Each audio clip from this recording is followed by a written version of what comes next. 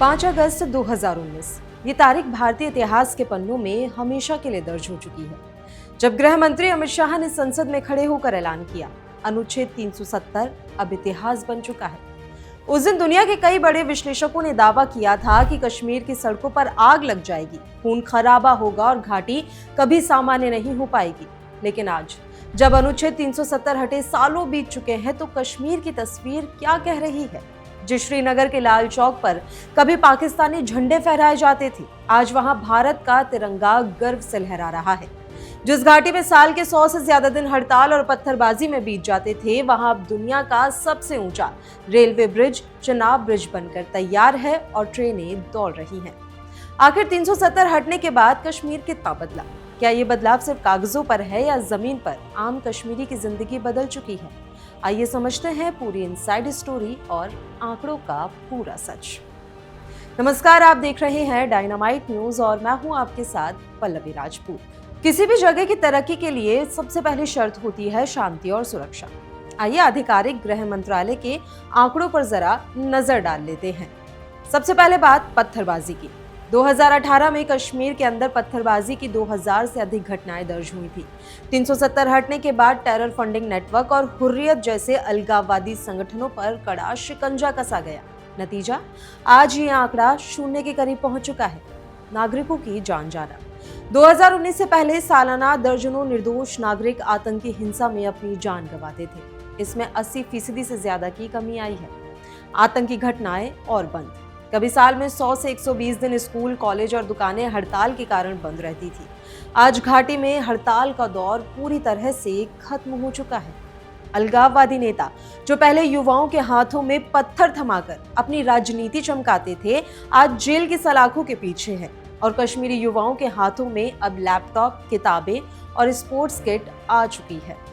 जब शांति आई तो तरक्की के दरवाजे भी अपने आप खुल गए। 370 हटने के बाद कश्मीर में इंफ्रास्ट्रक्चर का जो काम हुआ है, वो पिछले 70 सालों में नहीं देखा गया। सबसे पहले बात चिनाब ब्रिज की। रियासी जिले में चिनाब नदी पर बना ये पुल पेरिस के एफिल टावर से भी 35 मीटर ऊंचा है। ये दुनिया का सबसे ऊंचा रेलवे मेहराबदार पुल है, जिसने कश्मीर घाटी को पूरे भारत के रेल नेटवर्क से सीधी कनेक्टिविटी दे दी है। ऐसी ही जोजिला टनल 14.5 किलोमीटर लंबी ये सुरंग लद्दाख और कश्मीर को हर मौसम में जोड़े रखेगी। जो सफर पहले 3 से 4 घंटे में पूरा होता था, वो अब महज 15 से 20 मिनट में तय हो जाएगा। फिर आती है श्रीनगर स्मार्ट सिटी। श्रीनगर का प्रसिद्ध polo ground market, Jhelum river front और डल झील के किनारे अब यूरोपीय शहर जैसे दिखाई देते हैं। 2023 में जहां G20 टूरिज्म वर्किंग ग्रुप बैठक हुई, तो पूरी दुनिया ने कश्मीर के इस बदले हुए रूप को देखा। पर्यटन हमेशा से ही कश्मीर की अर्थव्यवस्था की रीढ़ रहा है, लेकिन 370 हटने के बाद टूरिज्म ने सारे पुराने रिकॉर्ड ध्वस्त कर दिए हैं। 2022 से 24 के बीच हर साल 2 करोड़ से अधिक पर्यटक जम्मू कश्मीर पहुंचे, जो राज्य के इतिहास का सबसे बड़ा आंकड़ा है। रोजगार की बात करें तो होटल, शिकारा चालक, हस्तशिल्प और स्थानीय दुकानदारों की कमाई में ऐतिहासिक वृद्धि दर्ज की गई है। पहले अनुच्छेद 370 और 35A की वजह से भारत के अन्य राज्यों का कोई भी व्यक्ति या कंपनी कश्मीर में जमीन नहीं खरीद सकती थी, जिससे उद्योगपति वहां निवेश करने से डरा करते थे। आज UAE की दिग्गज कंपनी MR ग्रुप श्रीनगर में 250 करोड़ रुपए का विशाल मॉल और IT टावर बना रही है। स्वास्थ्य क्षेत्र में मेदांता और अपोलो जैसे बड़े अस्पताल समूह घाटी में अपने सेंटर खोल रहे हैं। अब तक 80,000 करोड़ रुपए से अधिक के प्राइवेट इन्वेस्टमेंट प्रपोजल राज्य सरकार को मिल चुके हैं।